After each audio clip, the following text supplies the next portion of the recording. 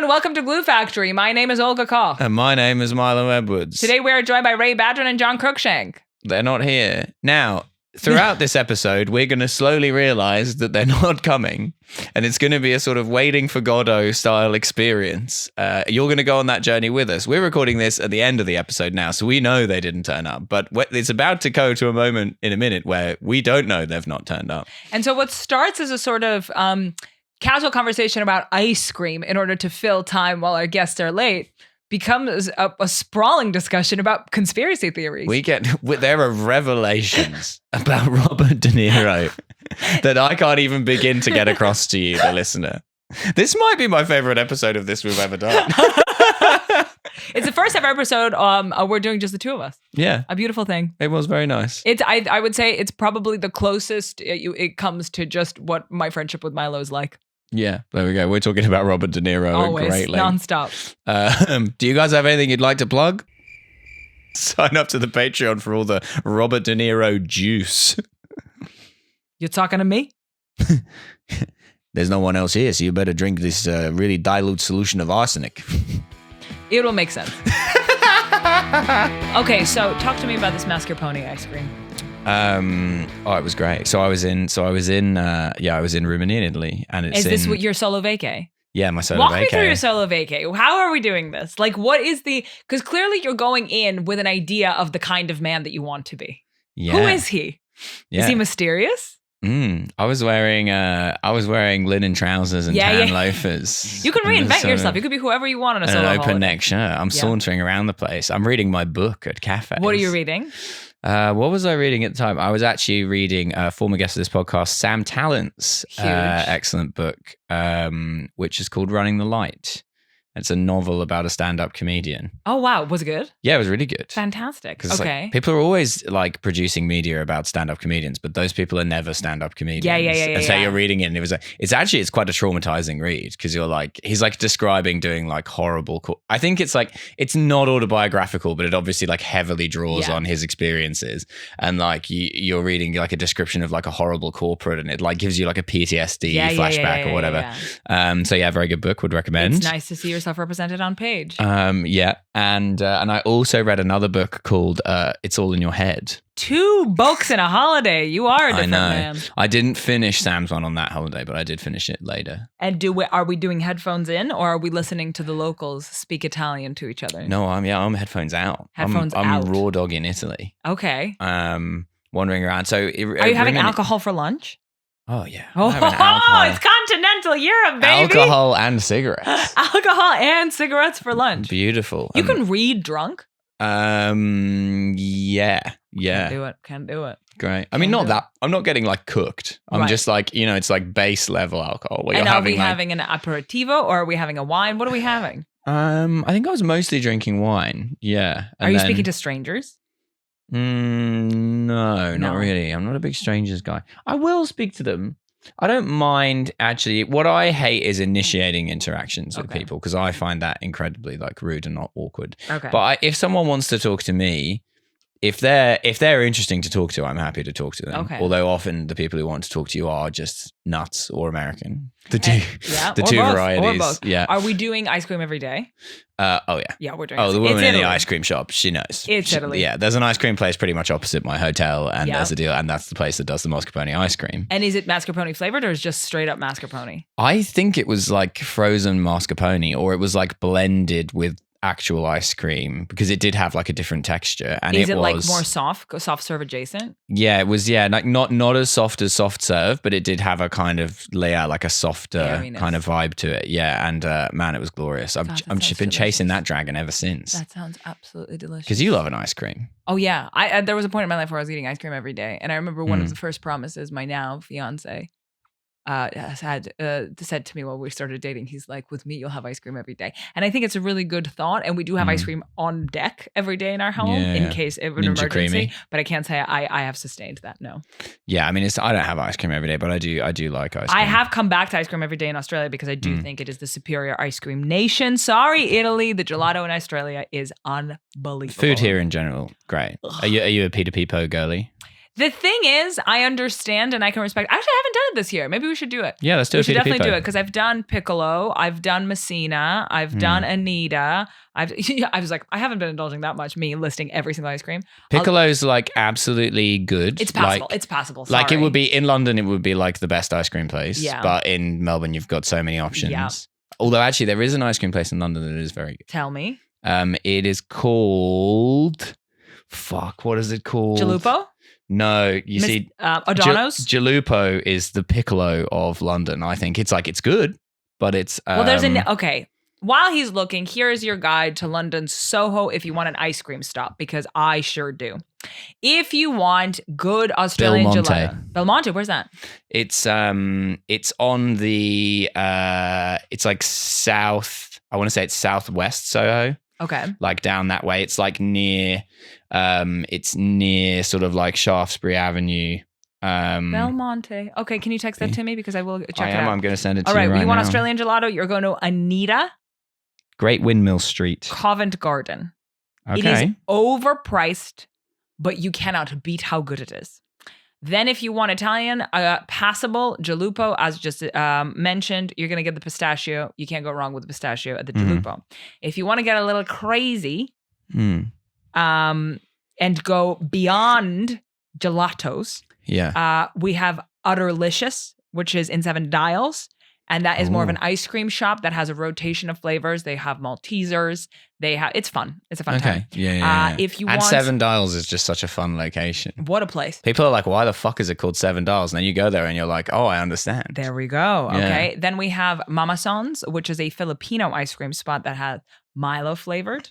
Ice cream. Filipino ice cream. It's so good. They have like because it's not a nation. All due respect to the Philippines, it is not a nation that is renowned for its culinary culture. I don't know. I love Filipino food. What are you talking about? Oh, really? People always say it's like it's annoying to go to because the Philippines is such a great country, lovely people, great culture, lovely beaches, etc. But the food is bad. Whereas in every other country in Southeast Asia, the food is amazing. Cuisines. Yeah, I mean, Vietnam, Thailand, whatever. Vietnam, Thailand are up there in like the best cuisines. Indonesian food is a little bit mid. Like there's some good stuff, but there's not a lot of variety.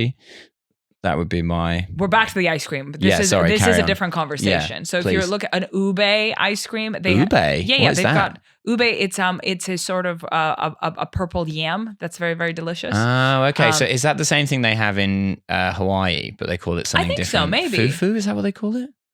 That is Nigerian, I believe. Oh, is it? Okay. Yeah, I might be mixed. But yeah, there is some kind of like purple, I'm pretty sure there's a purple yam or something. That they have in Hawaii, and it has there's like a native Hawaiian name for it. Yeah, but I don't know. Again, not what we're talking about.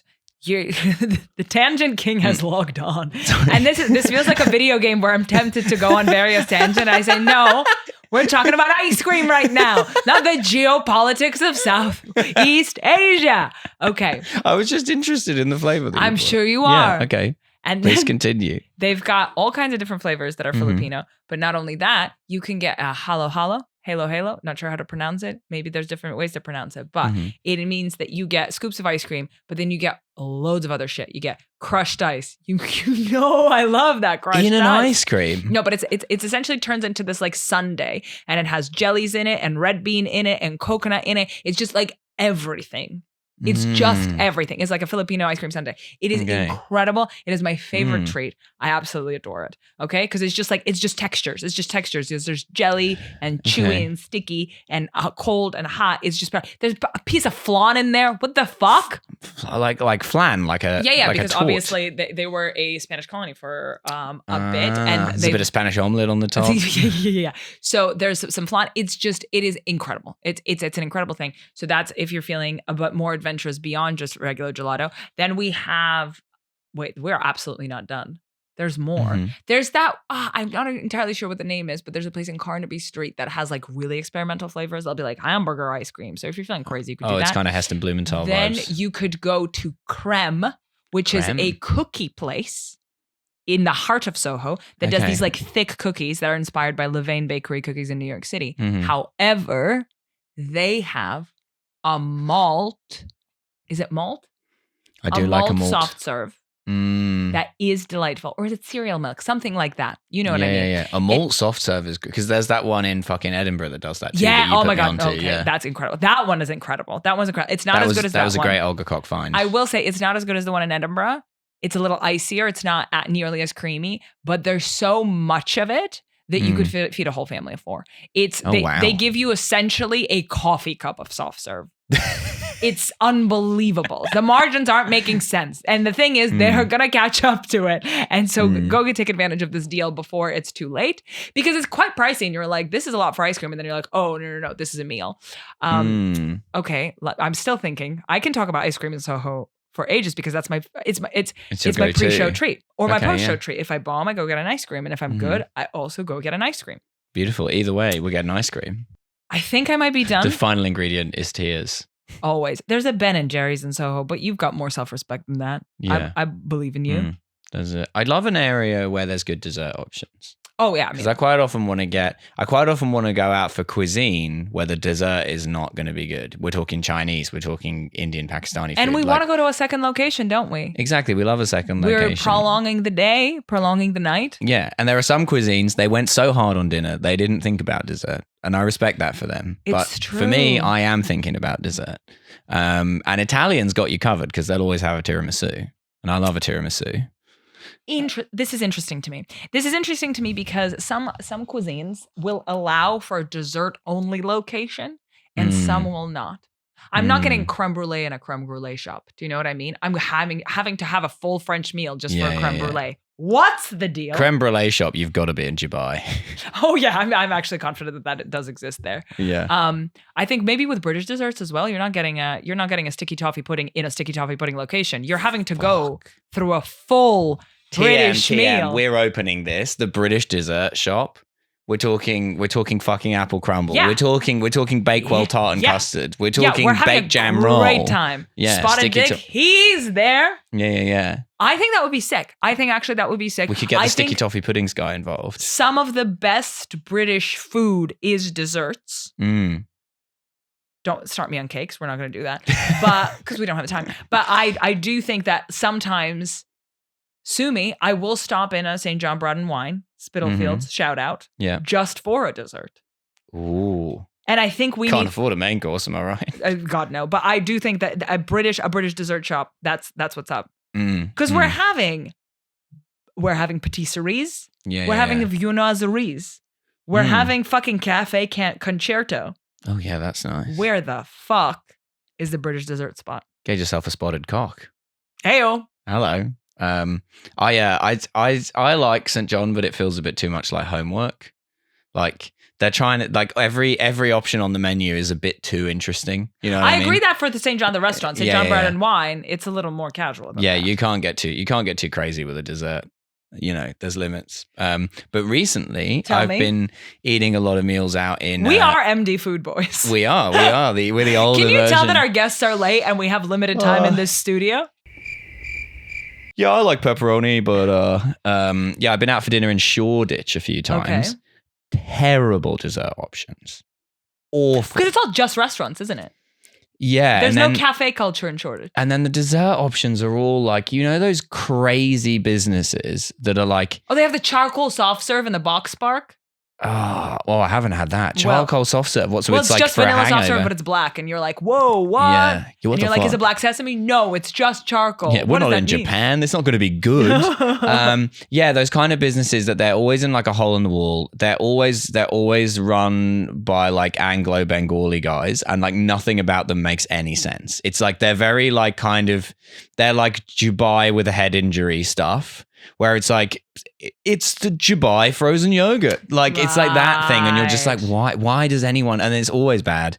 And then like. And you're opening an ice cream shop in a cold country with no indoor seating. Do you want to make money? Yeah, it's great. And they've always spent all the money on the decor, none of it on, you know, making the food make sense.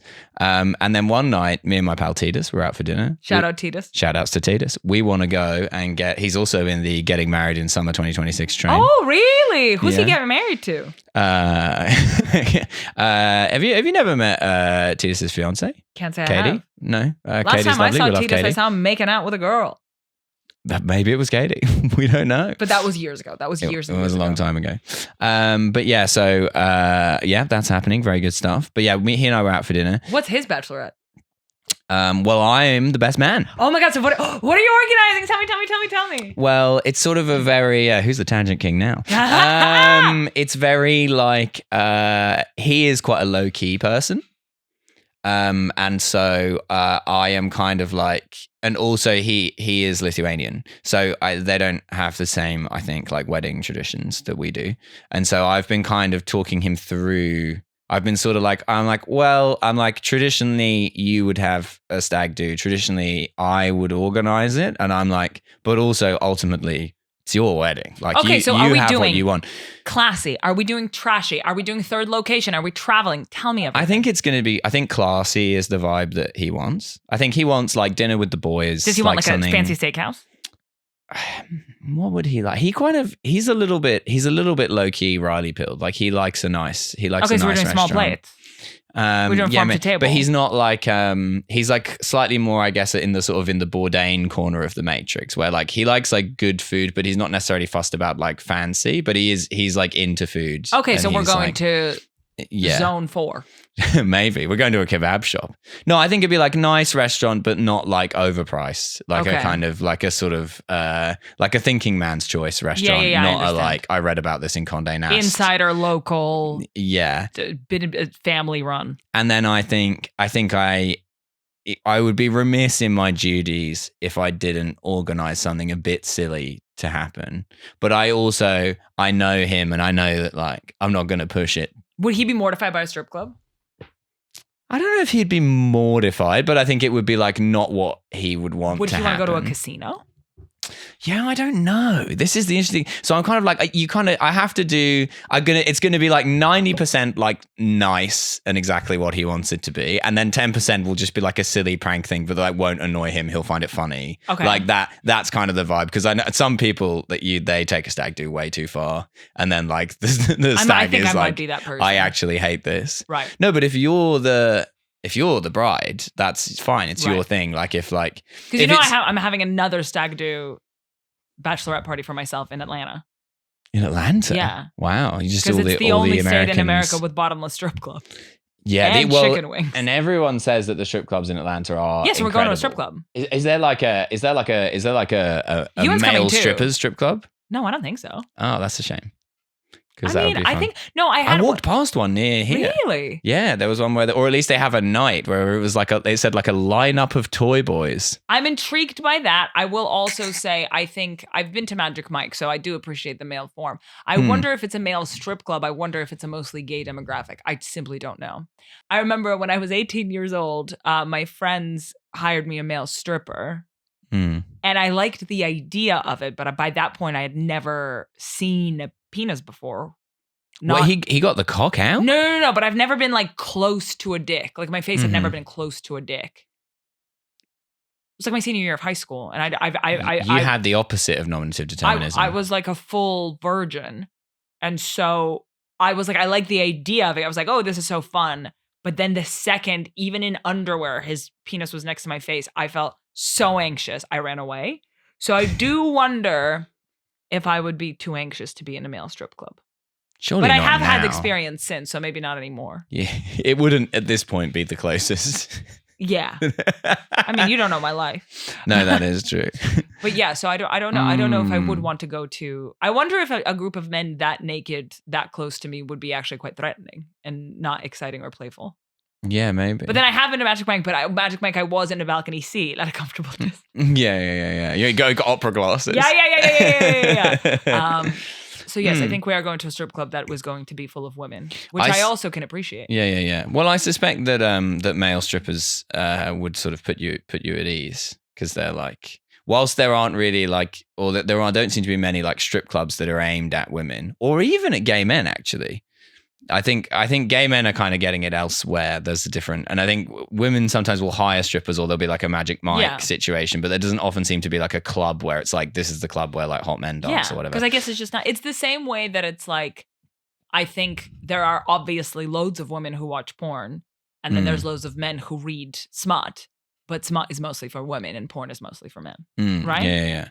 But then I think male strippers are like, they've got to be a male stripper. You've got to be a skillful operator, right? Because you've got to be putting Sharon at her ease. Like, you can't be going in with a sort of like bro-y vibe. That's not going to work. You've got to be. Yeah, there's like an inherent campness to being a male stripper. Yeah, you've got to be like, you know, like, oh, is it someone's 21st birthday? Like that, you know. Yeah. You've got to be the like. MILF whisperer. Exactly. You've got to talk to them like they're your girlfriend's mom. Yes. Like a little bit flirty, yeah. But also in that completely asexual as well.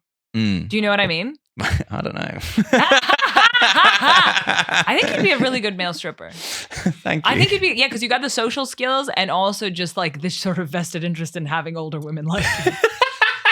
You've got the mommy issues and the comedy skills of a man who, you've got the Venn diagram of a man who would be an amazing, amazing male stripper. Don't even take your top off. Just make more wry comments. Hey, have you ever interacted with a male stripper? I don't think I have. I've spoken to female strippers a few times. At a strip club or outside?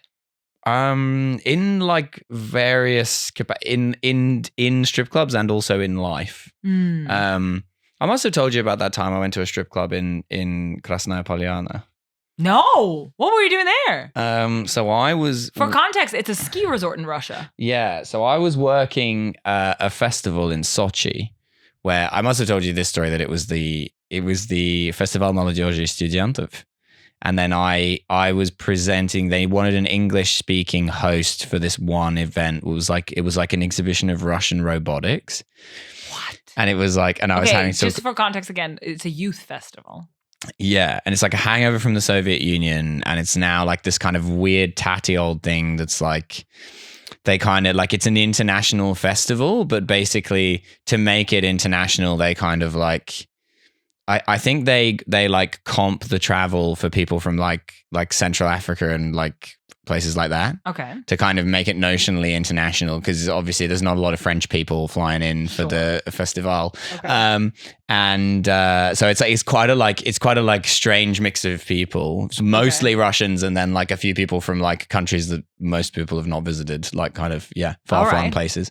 And then it's this exhibition of Russian robotics, and obviously Russian robotics not particularly advanced, but I'm having to read the script about. They had a robot talking Pushkin head that was something out of like a sort of this like is a crazy. bad theme You've park. never told me this. This is absolutely insane. Not? Yeah, a robot Pushkin head. That's crazy. Yeah, okay. And then I had to present it, and the big thing on stage was like the Russia's first self-driving car. Oh no! But it was the size of like a Power Wheels, you know, like a but with no seat. And then when I tell you this thing, as I was having to read out the bump about how that it was this incredibly advanced Russian self-driving car, every single night at that moment, it would run me over. Okay, wait, the car runs over you?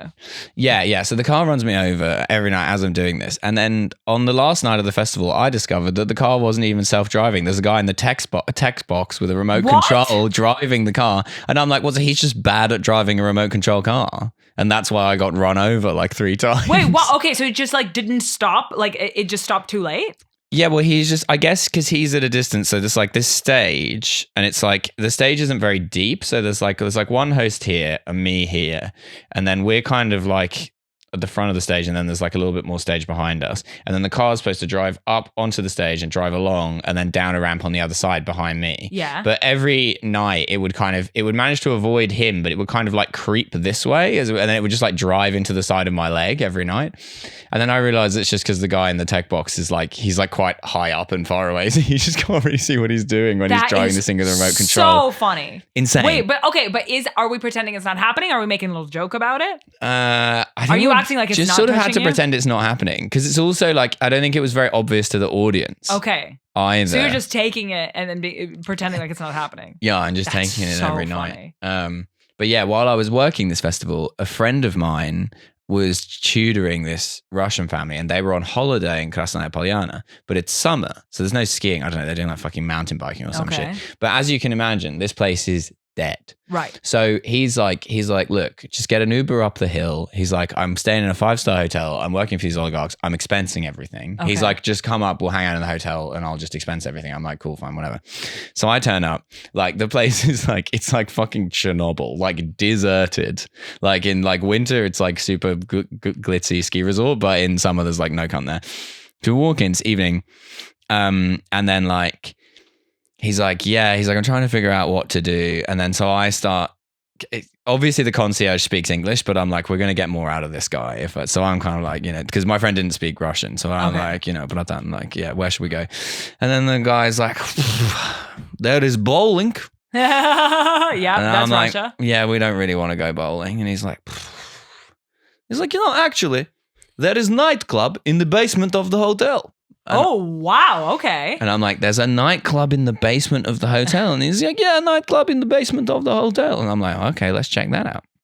So we go down there and it's like these two massive guys on the door, and then they open the door and this like super hot chick in like a bodycon dress with like a fucking iPad comes out and he's like, "Ну что ж, мальчики?" And then I'm like, again, then I'm like, this is a fucking strip club to him. And he's like, what do you mean? And I'm like, I just know. Have you ever been to a nightclub before where a hot woman has come out of the door to ask you what the vibe was? Like, no. So with we go an in iPad? there. I don't think so. And so we're like, whatever, at least we can drink in there. So then she's like, it's like a 10 grand deposit for a table. This is 10 grand rubles, which is like at the time like £100. Okay. And we're like, oh, yeah, whatever, we can drink £100, fine. So we sit down, and then obviously like all the girls are coming around to try and get us for a dance. And then we're like, oh, we're just here to drink, whatever. Like, you're welcome to chat to us if you want, but also I appreciate that, you've got a living to earn. So, you're playing hard to get. Well, yeah, apparently. Meanwhile, there's like 3 other guys in there who are all alone. One of them is getting a lap dance while taking a business call on his phone. Epic. Yeah, we love that. And then this one girl comes around. There's no one on the other end. He just likes the idea of it. Yeah. He's leaving a voicemail. Yeah.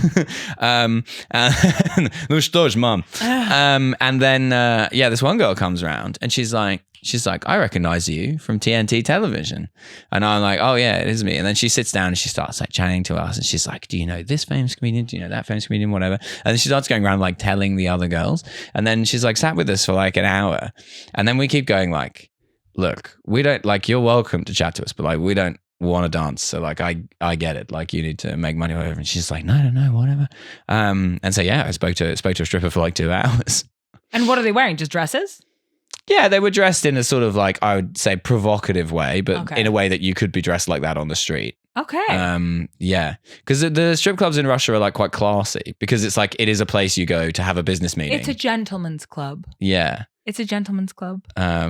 Which I kind of think is that's a bit like the Atlanta thing where it's such a thing where it is a thing that people go to that it's therefore not seedy because it's like, well, the average guy does go to a strip club.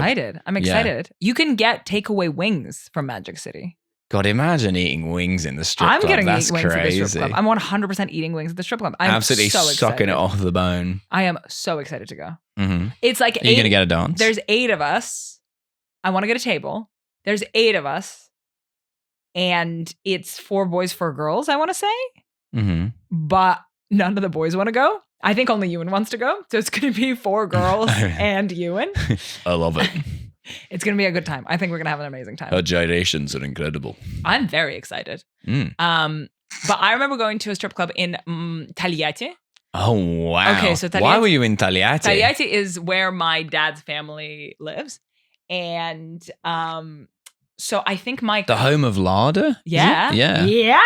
Zhiguli, baby. That's right. So it's my male cousin was like, I know a spot. And it's me and all the female cousins were like, sure. And he brings us to a fucking strip club. And we're like, dude, come on. And I also was like a teenager at the time. And I was like, I shouldn't be here. And everybody in the strip club was like, she shouldn't be here. So to sort of protect me and avert my eyes, they put me in the champagne room. Completely true story. Wow, okay. While my male cousin is doing the round saying hello to the girls, he's a regular. And so me... is he like much older than you? Or like? He's like 10 years older than me, I want to say. Okay, right, yeah. And so... So we're in the champagne room. Then everybody comes to the champagne room, all the cousins. And then I guess a friend. Cousins trip to the strip club is so funny. All the cousins were all in the strip club in Tolyatti. Like, I feel Family like is very important. we need to get across the vibes of Tolyatti. Okay, yeah, it's an industry town. Yeah. So everybody moved there. I think it was like basically built for. Because it was built by Italians, right? Which is why it's called Tolyatti. Because Yes. the people from Fiat came to build the larder factory. Really? Yeah, and so it was okay. they gave it this Italian name to like honor the Italians who came to help them set up the car That makes factory. so much sense. Yeah. So everybody Yeah. who lives there is somehow related to the car making, but I don't think they make cars there anymore. That shit shut down, didn't it? Well, Larder got bought by Renault. So they could be still making cars there, but they're just not Russian they do cars. still make them. And the French government gave Renault a dispensation from Russian sanctions so that they could keep making cars in Russia for the Russian market. Oh, yeah. wow. Okay, so cars are still being made. That's what the whole industry is around there is. Yeah, and it's like... Are they good cars? No. But So, yeah, it's not a sexy place. No. By no means. Mm-mm-mm. But I went there every summer as a kid. Beautiful. That was the big city.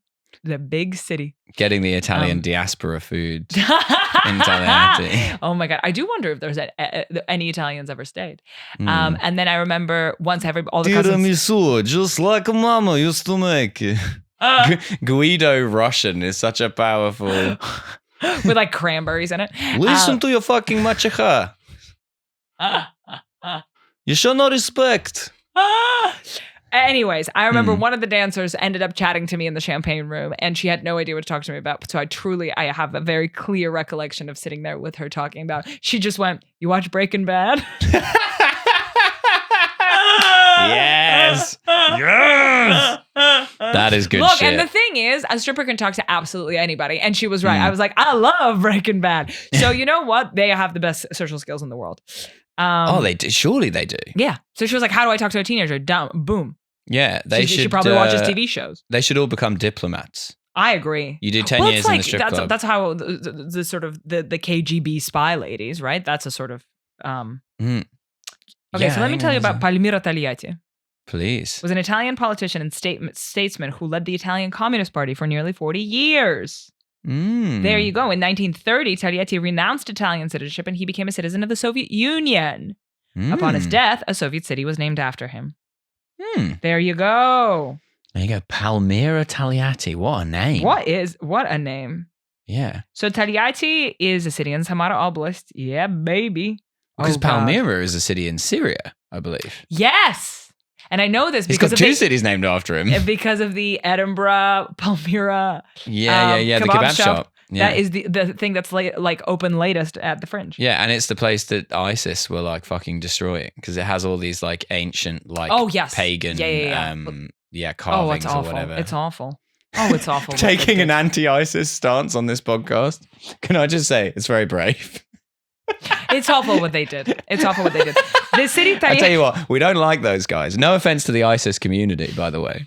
The city is best known as the home of Russia's largest car manufacturer, AvtoVAZ, Lada. For this reason, Tolyatti is often dubbed Russia's Motor City or Russia's Motown. I don't think anyone's ever called Tolyatti Russia's Motown. Diana Ross.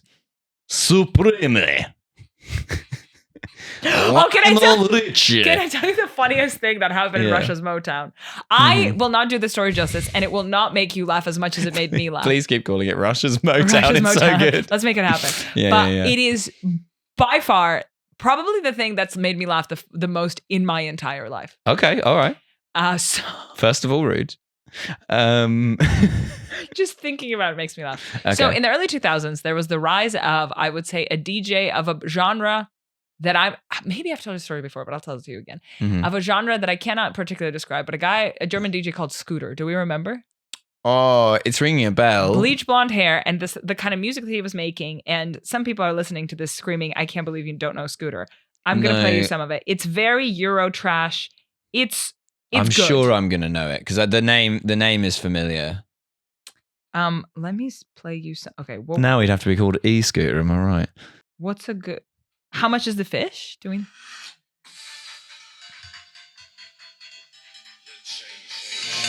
The Chase.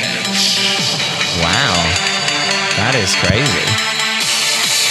the sunglasses on is a nice touch. Okay, anyways, this is incredible and it's bringing me back to my youth, but the song is called How Much Is the Fish? So Right, sure. How much is the fish? So he is huge in Russia. And I think Russia was a huge music market for a bunch of Europeans who were singing in English. Yeah. We love that shit.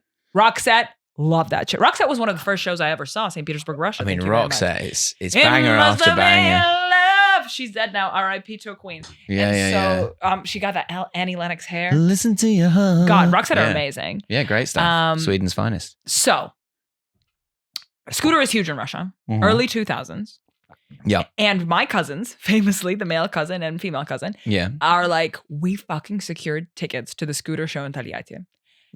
You're in the champagne room. I'm in the champagne room. And they're like, holy fucking shit, we're gonna go see Scooter. We're Scooter show in Tolyatti. I'm at the Scooter show in Tolyatti. And Scooter, Russia, Tolyatti, how are we doing tonight? Like Eurovision voice, that voice you only ever hear on the Eurovision scores.